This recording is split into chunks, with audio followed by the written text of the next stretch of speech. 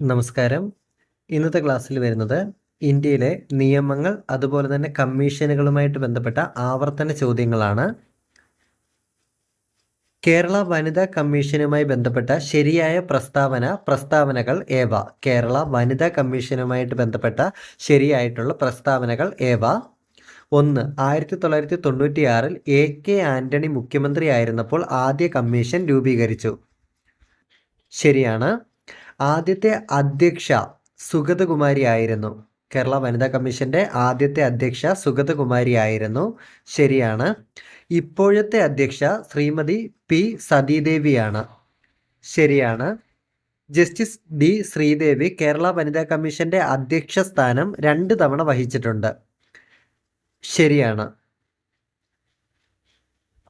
Answer വരുന്നത് option B 1, 2, 3, 4 എല്ലാം ശരിയാണ്. കേരള വനിതാ കമ്മീഷൻ നിലവിൽ വരുന്നത് 1996 മാർച്ച് 14-നാണ്. കേരള വനിതാ കമ്മീഷൻ നിലവിൽ വരുന്നത് 1996 മാർച്ച് 14-നാണ്. 15 സെപ്റ്റംബർ 1995-ലാണ് ആക്ട് പാസ്സായത്. നിലവിൽ വരുന്നത് 1996 മാർച്ച് 14-നാണ്. സംസ്ഥാന വനിതാ കമ്മീഷൻ അധ്യക്ഷയുടെയും അംഗങ്ങളുടെയും കാലാവധി വരുന്നത് 5 വർഷമാണ്. കാലാവധി വരുന്നത് 5 വർഷമാണ്. വനിതാ കമ്മീഷനിൽ അധ്യക്ഷ ഉൾപ്പെടെ വരുന്നത് 5 അംഗങ്ങളാണ്. അധ്യക്ഷ ഉൾപ്പെടെ വരുന്നത് 5 അംഗങ്ങളാണ്. ഈ കമ്മീഷന്റെ വനിതാ കമ്മീഷന്റെ അധ്യക്ഷയുടെ കാലാവധി വരുന്നത് 5 വർഷമാണ്. അടുത്ത ചോദ്യം, 2005 ഗാർഹിക പീഡന നിരോധന നിയമത്തിന്റെ 9-ാം വകുപ്പ് പ്രകാരം പ്രൊട്ടക്ഷൻ ഓഫീസറുടെ ചുമതലയിൽ പെടാത്തത് ഏത്? ഷെൽട്ടർ ഹോമുകളുടെ ഡയറി തയ്യാറാക്കുക പ്രൊട്ടക്ഷൻ ഓഫീസറുടെ ചുമതലയിൽപ്പെടുന്നതാണ്. ഷെൽട്ടർ ഹോമുകളുടെ ഡയറി തയ്യാറാക്കുക.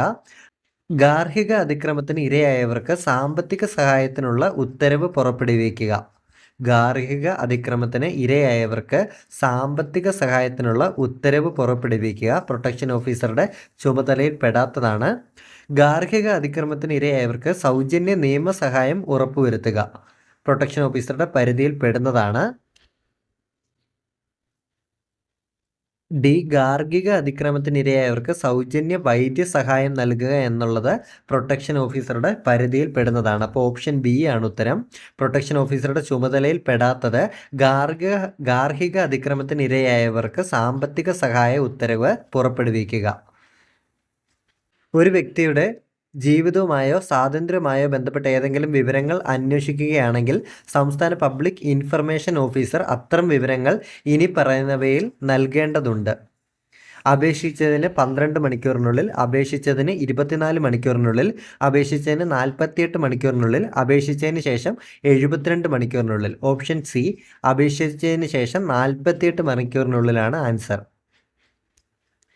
2005 വിവരാവകാശ നിയമത്തിന്റെ അടിസ്ഥാന ലക്ഷ്യം പൗരരെ ശാക്തീകരിക്കൽ, സർക്കാരിൻ്റെ പ്രവർത്തനങ്ങൾ സുതാര്യതയോടെയും ഉത്തരവാദിത്തത്തോടെയും പ്രോത്സാഹിപ്പിക്കുക, നമ്മുടെ ജനാധിപത്യത്തെ ശരിയായ അർത്ഥത്തിൽ ജനങ്ങൾക്കായുള്ള പ്രവർത്തനമാക്കുക. നമ്മുടെ ജനാധിപത്യത്തെ ശരിയായ അർത്ഥത്തിൽ ജനങ്ങൾക്കായുള്ള പ്രവർത്തനമാക്കുക. ഓപ്ഷൻ ഡി ആണ്. മുകളിൽ കൊടുത്തിരിക്കുന്നതെല്ലാം 2025 വിവരാവകാശ നിയമത്തിന്റെ അടിസ്ഥാന ലക്ഷ്യങ്ങളാണ്. പോക്സോ നിയമം അവസാനമായി ഭേദഗതി വരുത്തിയ വർഷം. പോക്സോ നിയമം അവസാനമായി ഭേദഗതി വരുത്തിയ വർഷം ഓപ്ഷൻ സി 2019 ആണ്. പോക്സോ നിയമം നിലവിൽ വന്ന വർഷം 2012 ആണ്. ലൈംഗിക അതിക്രമങ്ങളിൽ നിന്നും കുട്ടികൾക്ക് സംരക്ഷണം നൽകുന്ന നിയമം അനുസരിച്ച് താഴെ പറയുന്ന 2 പ്രസ്താവനകൾ ശ്രദ്ധിച്ച ശേഷം ശരിയായത് തിരഞ്ഞെടുക്കുക. 1.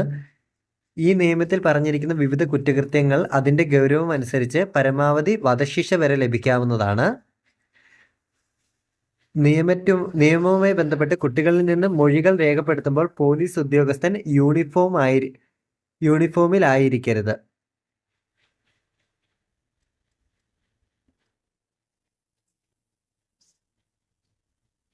ഓപ്ഷൻ ബി പ്രസ്താവനകൾ രണ്ടും ശരിയാണ്.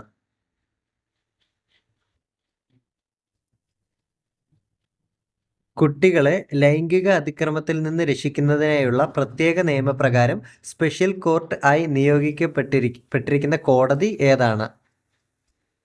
കുട്ടികളെ ലൈംഗിക അതിക്രമത്തിൽ നിന്ന് രക്ഷിക്കുന്നതിനായുള്ള പ്രത്യേക നിയമപ്രകാരം സ്പെഷ്യൽ കോർട്ടായി നിയോഗിക്കപ്പെട്ട കോടതി ഏതാണ്? ഓപ്ഷൻ സി, സെഷൻസ് കോടതി. 2012 ലൈംഗിക അതിക്രമങ്ങളിൽ നിന്ന് കുട്ടികൾക്കായുള്ള സംരക്ഷണ നിയമപ്രകാരം കുട്ടി എന്ന് വെച്ചാൽ ആരാണ്? ഓപ്ഷൻ എ, 18 വയസ്സിൽ താഴെയുള്ള ഒരു വ്യക്തി. പോക്സോ നിയമപ്രകാരം കുട്ടി എന്ന് കണക്കാക്കപ്പെടുന്നത് ഓപ്ഷൻ എ, 18 വയസ്സിൽ താഴെ. ചൈൽഡ് ഹെൽപ്പ് ലൈൻ നമ്പർ വരുന്നത് option C, 1098 child help line number വരുന്നത് 1098. വുമൺ ഹെൽപ്പ് ലൈൻ നമ്പർ വരുന്നത് 1091. 1091 woman help line number. Child help line number 1098. 1098. ശിശുവിന് വാത്സല്യം, സ്വാതന്ത്ര്യം, സമാധാനം, സമഭാവന, സഹാനുഭൂതി എന്നിവയിലൂന്നി വ്യക്തിത്വ വികാസം ഉറപ്പുവരുത്താൻ മാതാപിതാക്കൾക്കും സമൂഹത്തിനും ഉത്തരവാദിത്തമുണ്ട് എന്ന് പ്രഖ്യാപിച്ച UN പ്രമേയം അവതരിപ്പിക്കപ്പെട്ട വർഷം 1980 നവംബർ 20. ഗാർഹിക പീഡന നിരോധന നിയമപ്രകാരം പരാതിക്കാരിക്ക് ലഭിക്കുന്ന നിയമപരിഹാരങ്ങളിൽ പെടാത്തത്. Option D, വിവാഹമോചനമാണ്. താമസ സൗകര്യം, സംരക്ഷണം, നഷ്ടപരിഹാരമെല്ലാം നിയമപരിഹാരങ്ങളിൽ പെടുന്നതാണ്. പെടാത്തത് വിവാഹമോചനം. 2005 ഗാർഹിക പീഡനത്തിൽ നിന്നുള്ള സ്ത്രീ സംരക്ഷണ നിയമത്തിന്റെ വ്യവസ്ഥകളുമായി ബന്ധപ്പെട്ട് തെറ്റായ ഉത്തരം ഏതാണ്? ഓപ്ഷൻ എ, നിയമപരമായി വിവാഹിതനായ ഭർത്താവിനെതിരെ മാത്രമേ പരിഹാരങ്ങൾ അവകാശപ്പെടാനാവുകയുള്ളൂ. ഓപ്ഷൻ എ തെറ്റാണ്. മജിസ്ട്രേറ്റിന് നടപടികൾ രഹസ്യമായി നടത്താവുന്നതാണ്. ശരിയാണ്. ഉത്തരവിന്റെ പകർപ്പുകൾ കോടതി സൗജന്യമായി നൽകണം. ശരിയാണ്. മജിസ്ട്രേറ്റിന് നഷ്ടപരിഹാര ഉത്തരവുകൾ പുറപ്പെടുവിക്കാവുന്നതാണ്. ശരിയാണ്. തെറ്റായ പ്രസ്താവന. നിയമപരമായി വിവാഹിതനായ ഭർത്താവിനെതിരെ മാത്രമേ പരിഹാരങ്ങൾ അവകാശപ്പെടാനാവുകയുള്ളൂ. 2005 ഗാർഹിക പീഡനത്തിൽ നിന്നുള്ള സ്ത്രീ സംരക്ഷണ നിയമപ്രകാരം ഗാർഹിക സംഭവങ്ങളുടെ റിപ്പോർട്ട് DIR ഫയൽ ചെയ്യേണ്ടത് ആരാണ്? 2005 ഗാർഹിക പീഡനത്തിൽ നിന്നുള്ള സ്ത്രീ സംരക്ഷണ നിയമപ്രകാരം ഗാർഹിക സംഭവങ്ങൾ റിപ്പോർട്ട് DIR ഫയൽ ചെയ്യേണ്ടത് ആരാണ്? ഓപ്ഷൻ സി, സംരക്ഷണ ഉദ്യോഗസ്ഥൻ. ഓപ്ഷൻ സി, സംരക്ഷണ ഉദ്യോഗസ്ഥനാണ് ഉത്തരം. ഗാർഹിക പീഡനങ്ങളിൽ നിന്നും സ്ത്രീകൾക്ക് സംരക്ഷണം നൽകുന്ന 2005 നിയമം അനുസരിച്ച് ഗാർഹിക പീഡനം എന്ന നിർവചനത്തിന്റെ പരിധിയിൽ വരാവുന്നത് ഏതാണ് ഉചിതമായത് തിരഞ്ഞെടുക്കുക. ഓപ്ഷൻ എ, ശാരീരിക പീഡനം. ഓപ്ഷൻ ബി, ലൈംഗികമായ പീഡനം. ഓപ്ഷൻ സി, വാക്കുകൾ കൊണ്ടും മാനസികവുമായ പീഡനം. മേൽ പറഞ്ഞതെല്ലാം ഉൾപ്പെടും. ഓപ്ഷൻ ഡി ആണ് ആൻസർ. ഇന്ത്യയുടെ ആദ്യത്തെ വനിതാ മുഖ്യ വിവരാവകാശ commissioner option B, Deepak Sandhu ആണ്. ഇന്ത്യയുടെ വിവരാവകാശ കമ്മീഷണറായ ആദ്യ വ്യക്തി വരുന്നത് വജാഹത്ത് ഹബീബുള്ളയാണ്. ഇന്ത്യയുടെ ആദ്യത്തെ വിവരാവകാശ കമ്മീഷണർ. ആദ്യത്തെ വനിതാ മുഖ്യ വിവരാവകാശ കമ്മീഷണറാണ് ദീപക് സന്ധു. ആദ്യത്തെ വിവരാവകാശ കമ്മീഷണർ വജാഹത്ത് ഹബീബുള്ള. ഇന്ത്യയിൽ വിവരാവകാശ നിയമം നിലവിൽ വന്ന വർഷം ഓപ്ഷൻ എ, 2005 ഇന്ത്യയിൽ വിവരാവകാശ നിയമം നിലവിൽ വന്നത് 2005 ഒക്ടോബർ 12 വിവരാവകാശ നിയമം പാസാക്കിയ ഇന്ത്യയിലെ ആദ്യത്തെ സംസ്ഥാനം വരുന്നത് തമിഴ്നാടാണ്. വിവരാവകാശ നിയമം പാസാക്കിയ ഇന്ത്യയിലെ ആദ്യത്തെ സംസ്ഥാനം വരുന്നത് തമിഴ്നാടാണ്. പാർലമെന്റ് പാസാക്കിയത് 2005 ജൂൺ 15 നിലവിൽ വന്നത് 2005 ഒക്ടോബർ 12 വിവരാവകാശ നിയമം ഇന്ത്യൻ പാർലമെന്റ് ഏത് വർഷമാണ് പാസാക്കിയത്? വിവരാവകാശ നിയമം ഇന്ത്യൻ പാർലമെന്റ് ഏത് വർഷമാണ് പാസാക്കിയത്? 2005 ജൂൺ 15-നാണ് വിവരാവകാശ നിയമം ഇന്ത്യൻ പാർലമെന്റ് പാസ്സാക്കുന്നത്. ഇത് നിലവിൽ വന്നത് 2005 ഒക്ടോബർ 12-നാണ്. ലോകത്തിൽ ആദ്യമായി വിവരാവകാശ നിയമം പാസ്സാക്കിയ രാജ്യം സ്വീഡനാണ്. ലോകത്തിൽ ആദ്യമായി വിവരാവകാശ നിയമം പാസ്സാക്കിയ രാജ്യം സ്വീഡൻ. വിവരാവകാശ നിയമത്തിൽ ഒപ്പുവെച്ച രാഷ്ട്രപതി ആര്? വിവരാവകാശ നിയമത്തിൽ ഒപ്പുവെച്ച രാഷ്ട്രപതി APJ അബ്ദുൽ കലാമാണ്. ദേശീയ മനുഷ്യാവകാശ കമ്മീഷനുമായി ബന്ധപ്പെട്ട ശരിയായ പ്രസ്താവനകൾ. 1. ഒരു പൊതുപ്രവർത്തകൻ മനുഷ്യാവകാശ ലംഘനം നടത്തിയാലോ മനുഷ്യാവകാശ ലംഘനം തടയുന്നതിൽ വീഴ്ച വരുത്തുകയോ ചെയ്താൽ അതിനെക്കുറിച്ച് അന്വേഷിക്കുക. ശരിയാണ്. മനുഷ്യാവകാശ ലംഘനം നടത്തിയവരെ ശിക്ഷിക്കുക എന്നുള്ളത് മനുഷ്യാവകാശ കമ്മീഷനുമായിട്ട് ബന്ധപ്പെട്ട പ്രസ്താവനയല്ല. ജയിലുകളിൽ, തടങ്കൽ സ്ഥലങ്ങളിൽ സന്ദർശനം നടത്തി അന്തേവാസികളുടെ ജീവിത സാഹചര്യങ്ങൾ പഠിച്ച് റിപ്പോർട്ട് നൽകുക മനുഷ്യാവകാശ കമ്മീഷനുമായിട്ട് ബന്ധപ്പെട്ട പ്രസ്താവനയാണ്. മനുഷ്യാവകാശ സാക്ഷരത ജനങ്ങൾക്കിടയിൽ പ്രചരിപ്പിക്കുക മനുഷ്യാവകാശ കമ്മീഷനുമായിട്ട് ബന്ധപ്പെട്ട പ്രസ്താവനയാണ്. ഓപ്ഷൻ 2 മാത്രം വരുന്നില്ല. ഓപ്ഷൻ ഡി 1, 3, 4 പ്രസ്താവന 2 വരാത്ത ഓപ്ഷൻ ഡി ആണ് ആൻസർ. 1, 3, 4 മനുഷ്യാവകാശവുമായിട്ട് ബന്ധപ്പെട്ട ശരിയായ പ്രസ്താവനകളാണ്. ദേശീയ മനുഷ്യാവകാശ ചെയർമാന്റെയും മെമ്പർമാരുടെയും കാലാവധി. ദേശീയ മനുഷ്യാവകാശ ചെയർമാന്റെയും മെമ്പർമാരുടെയും കാലാവധി വരുന്നത് ഓപ്ഷൻ എ 3 വർഷം അല്ലെങ്കിൽ 70 വയസ്സ്. ദേശീയ മനുഷ്യാവകാശങ്ങളിലെ 4 സ്ഥിര അംഗങ്ങളാണുള്ളത്. 4 സ്ഥിര അംഗങ്ങളാണ് ദേശീയ മനുഷ്യാവകാശ കമ്മീഷനിലുള്ളത്. കൂടാതെ ദേശീയ പട്ടികജാതി കമ്മീഷൻ, ദേശീയ പട്ടികവർഗ കമ്മീഷൻ, ദേശീയ ന്യൂനപക്ഷ കമ്മീഷൻ, ദേശീയ വനിതാ കമ്മീഷൻ എന്നിവയുടെ ചെയർമാൻ, ചെയർപേഴ്സൺ ദേശീയ മനുഷ്യാവകാശ കമ്മീഷനിലെ എക്സ് ഒഫീഷ്യോ അംഗങ്ങളായിരിക്കും. ദേശീയ മനുഷ്യാവകാശങ്ങളിലെ എക്സ് ഒഫീഷ്യോ അംഗങ്ങളായിരിക്കും ദേശീയ പട്ടികജാതി കമ്മീഷൻ, ദേശീയ പട്ടികവർഗ കമ്മീഷൻ, ദേശീയ ന്യൂനപക്ഷ കമ്മീഷൻ, ദേശീയ വനിതാ കമ്മീഷൻ എന്നിവയുടെ ചെയർമാൻ, ചെയർപേഴ്സൺ.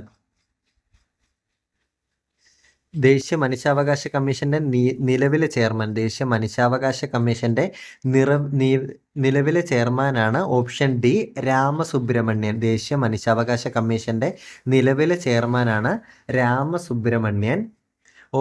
ഓപ്ഷൻ എ വരുന്ന രംഗനാഥ മിശ്ര ദേശീയ മനുഷ്യാവകാശ കമ്മീഷന്റെ ഫസ്റ്റ് ചെയർമാനാണ്. ദേശീയ മനുഷ്യാവകാശ കമ്മീഷന്റെ ആദ്യത്തെ ചെയർമാനാണ് ജസ്റ്റിസ് രംഗനാഥ മിശ്ര. ദേശീയ മനുഷ്യാവകാശ കമ്മീഷന്റെ ചെയർമാനായ ആദ്യ മലയാളിയാണ് KG ബാലകൃഷ്ണൻ. ദേശീയ മനുഷ്യാവകാശ കമ്മീഷന്റെ ആദ്യ ചെയർമാനായ മലയാളിയാണ് KG ബാലകൃഷ്ണൻ. നിലവിലെ ചെയർമാൻ രാമസുബ്രഹ്മണ്യൻ. ഏറ്റവും കൂടുതൽ കാലം അധ്യക്ഷ പദവി അധ്യക്ഷ പദവി വഹിച്ചതും KG ബാലകൃഷ്ണനാണ്.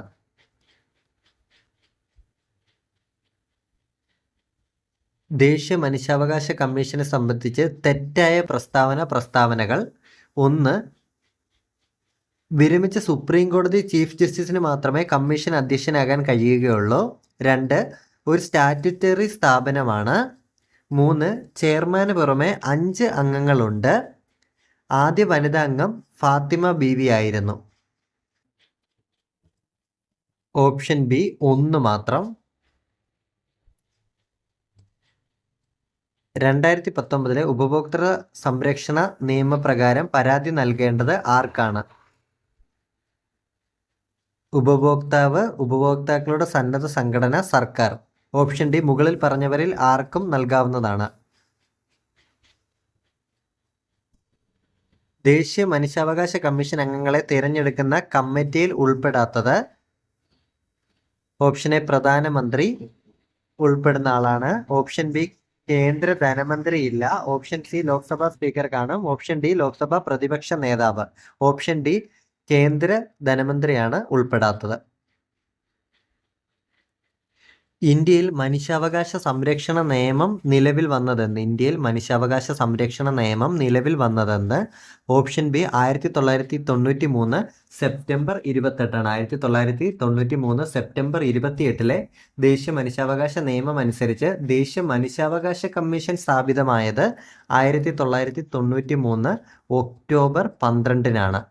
1993 സെപ്റ്റംബർ 28 ദേശീയ മനുഷ്യാവകാശ നിയമം അനുസരിച്ച് ദേശീയ മനുഷ്യാവകാശ കമ്മീഷൻ സ്ഥാപിതമായത് 1993 ഒക്ടോബർ 12-നാണ്.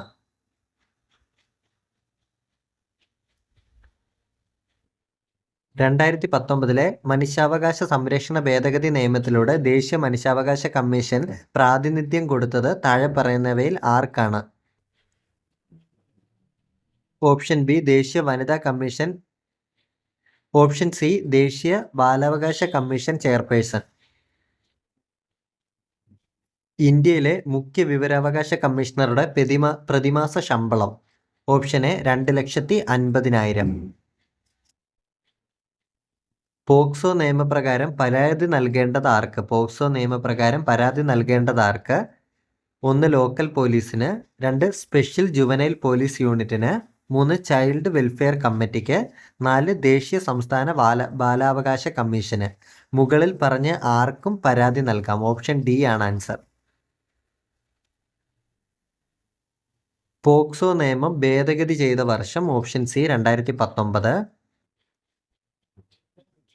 താഴെ പറയുന്നവയിൽ 2005 പാർലമെന്റ് പാസാക്കിയ സുപ്രധാന നിയമങ്ങൾ ഏവ? ദേശീയ വിവരാവകാശ കമ്മീഷൻ ശരിയാണ്. ദേശീയ ദുരന്ത നിവാരണ നിയമം, ഗാർഹിക പീഡന നിരോധന നിയമം, ദേശീയ ബാലാവകാശ സംരക്ഷണ നിയമം. ഓപ്ഷൻ ഡി മുകളിൽ പറഞ്ഞതെല്ലാം. വിവരാവകാശ നിയമപ്രകാരം താഴെ പറയുന്നവയിൽ ശരിയായ പ്രസ്താവനകൾ തിരഞ്ഞെടുക്കുക. പാർലമെന്റിന്റെ വിശേഷ അവകാശത്തിന് ലംഘനമായേക്കാവുന്ന വിവരങ്ങൾ വെളിപ്പെടുത്തേണ്ട. വിവരാവകാശ നിയമപ്രകാരം വിവരം ലഭ്യമാക്കുന്നതിനായുള്ള സമയപരിധി നിഷ്കർഷിച്ചിട്ടുണ്ട്. വിവരം എന്നതിൻ്റെ നിർവചനത്തിൽ ഇലക്ട്രോണിക് രൂപത്തിലുള്ള വസ്തുക്കൾ ഉൾപ്പെടുന്നില്ല.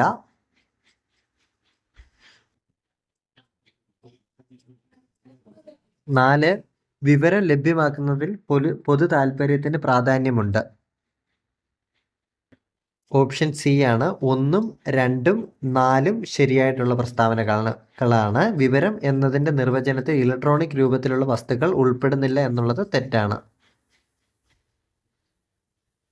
പോക്സോ നിയമത്തിൻ്റെ സെക്ഷൻ 3 എന്താണ് പ്രതിപാദിക്കുന്നത്? ഓപ്ഷൻ ഡി നുഴഞ്ഞു കയറ്റ ലൈംഗിക ആക്രമണത്തിൻ്റെ നിർവചനം. പോക്സോ നിയമം നിലവിൽ വന്നത് ഓപ്ഷൻ എ 2012 നവംബർ 14 കേരളത്തിലെ ഇപ്പോഴത്തെ മുഖ്യ വിവരാവകാശ കമ്മീഷണർ?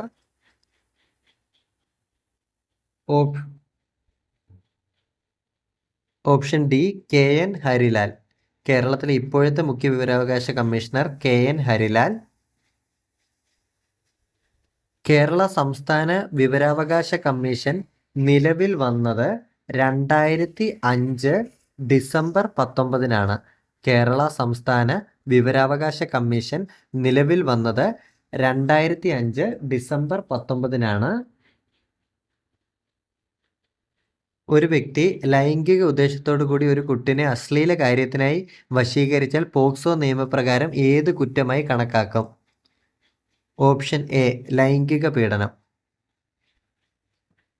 വിവരാവകാശ നിയമത്തിന്റെ കരട് രൂപം തയ്യാറാക്കിയ വ്യക്തി? Option B PB Sawant. താഴെ പറയുന്നതിൽ വിവരാവകാശ നിയമത്തിന്റെ പരിധിയിൽ വരാത്തത്?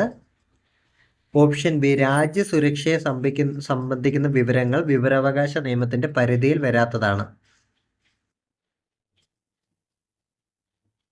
ഇന്ത്യയിലെ നിലവിലെ മുഖ്യ വിവരാവകാശ commissioner? Option A Hiralal Samariya.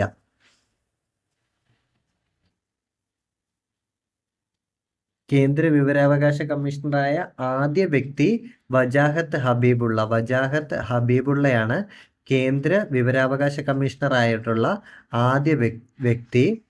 കേന്ദ്ര വിവരാവകാശ കമ്മീഷണറായിട്ടുള്ള ആദ്യ വനിത വരുന്നത് ദീപക് സന്ധു ആണ്. ആദ്യ വനിത ദീപക് സന്ധു. ആദ്യ വ്യക്തി വജാഹത്ത് ഹബീബുള്ള. ഇന്ത്യയിലെ നിലവിലെ മുഖ്യ വിവരാവകാശ commissioner Hiralal Samariya. POCSO act പ്രകാരം ഒരു മുതിർന്ന വ്യക്തിയെ അപമാനപ്പെടുത്തണമെന്ന് ദുരുദ്ദേശത്തോടെ അയാൾ ഏതെങ്കിലും കുട്ടിയോട് ലൈംഗിക അതിക്രമം ചെയ്തെന്ന് കള്ളപ്പരാതി നൽകിയ ലഭിക്കാവുന്ന പരമാവധി ശിക്ഷ. ഓപ്ഷൻ സി 6 മാസം തടവ്. 2012 പോക്സോ നിയമം അനുസരിച്ച് ഒരു കുട്ടി മൊഴി രേഖപ്പെടുത്തുന്നതുമായി ബന്ധപ്പെട്ട് താഴെ പറയുന്നവയിൽ ഏതാണ് തെറ്റ്? കുട്ടിയുടെ മൊഴി വസതിയിൽ രേഖപ്പെടുത്തണം. ശരിയാണ്. കുട്ടിയുടെ മൊഴി രേഖപ്പെടുത്തേണ്ടത് സബ് ഇൻസ്പെക്ടർ റാങ്കിൽ കുറയാത്ത വനിതാ പോലീസ് ഓഫീസറാണ്. ശരിയാണ്. കുട്ടിയുടെ മൊഴി രേഖപ്പെടുത്തുമ്പോൾ പോലീസ് ഓഫീസർ യൂണിഫോമിൽ ആയിരിക്കണം. തെറ്റാണ്. കുട്ടിയുടെ മൊഴി രേഖപ്പെടുത്തുമ്പോൾ പോലീസ് ഓഫീസർ യൂണിഫോമിൽ ആയിരിക്കരുത്.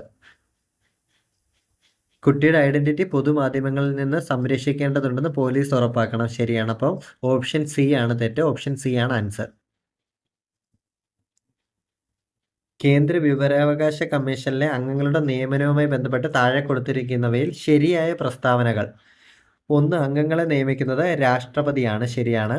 5 പേരടങ്ങുന്ന ഒരു കമ്മിറ്റിയാണ് അംഗങ്ങളുടേത്. പേരുകൾ രാഷ്ട്രപതിക്ക് ശുപാർശ ചെയ്യുന്നത്.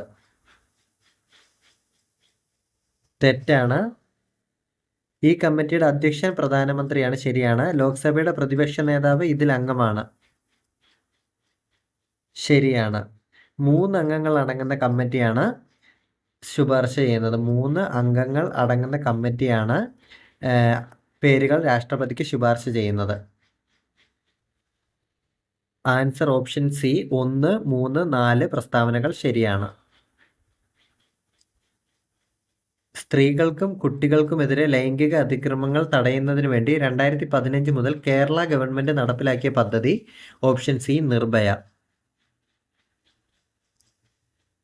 ദേശീയ ബാലാവകാശ സംരക്ഷണ കമ്മീഷൻ നിലവിൽ വന്നത് 2007 മാർച്ച് 5. ദേശീയ ബാലാവകാശ കമ്മീഷൻ നിലവിൽ വന്നത് 2007 മാർച്ച് 5. NCPCR നിലവിൽ വന്നതാണ് 2005. 2007 March 5. National commission for protection of child rights നിലവിൽ വന്നത് 2007 മാർച്ച് 5. 18 വയസ്സിൽ താഴെയുള്ള കുട്ടികളുടെ സംരക്ഷണത്തിന് വേണ്ടിയുള്ള സ്ഥാപനമാണ് NCPCR. പ്രഥമ അധ്യക്ഷൻ ശാന്തി സിൻഹയാണ്. പ്രഥമ അധ്യക്ഷൻ വരുന്നത് ശാന്തി സിൻഹയാണ്. ചൈൽഡ് ലേബർ ആക്ട് പാസ്സാക്കിയത് 1986. ചൈൽഡ് ലേബർ ആക്ട് പാസ്സാക്കിയത് 1986. Commission for protection of child rights പാസ്സാക്കിയത് 2005. NCPCR ആക്ട് പാസ്സാക്കിയത് 2005. അന്താരാഷ്ട്ര ബാലവേല നിരോധന ദിനം. അന്താരാഷ്ട്ര ബാലവേല നിരോധന ദിനം വരുന്നത് ജൂൺ 12. ബാലവേല നിരോധിക്കുന്ന ഭരണഘടനാ വകുപ്പ് വരുന്നത് ആർട്ടിക്കിൾ 24.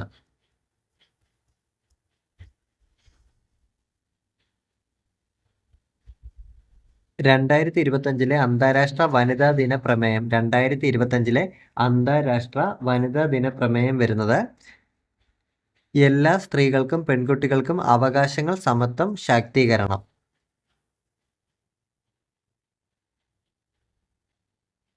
സ്ത്രീധന മരണത്തെക്കുറിച്ച് പ്രതിപാദിക്കുന്ന ഭാരതീയ ന്യായ സംഹിതയിലെ വകുപ്പ്. Option D 80. സ്ത്രീധന മരണത്തെക്കുറിച്ച് പ്രതിപാദിക്കുന്ന ഭാരതീയ ന്യായ സംഹിതയിലെ വകുപ്പ്. Option D 80.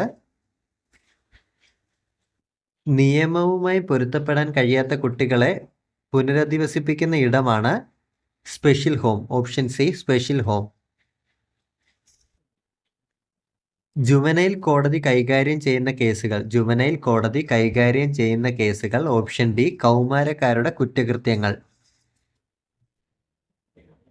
വയോജന സംരക്ഷണത്തിനും ക്ഷേമത്തിനും വേണ്ടിയുള്ള നിയമനിർമ്മാണത്തിനുള്ള പിൻബലം ഭരണഘടനയുടെ ഏത് അനുച്ഛേദത്തിലാണ് കാണാൻ സാധിക്കുന്നത്? അനുച്ഛേദം 41. മുത്തലാഖ് നിരോധിച്ചുകൊണ്ട് സുപ്രീം കോടതി വിധി പുറപ്പെടുവിച്ചത് ഏത് കേസിലാണ്? Option B Shayara Bano case 2017. ഗാർഹിക പീഡന നിരോധന നിയമത്തിന്റെ അടിസ്ഥാനത്തിൽ ഗാർഹിക പീഡനത്തിന്റെ പരിധിയിൽ വരാത്തത് താഴെ പറയുന്നവയിൽ ഏതാണ്?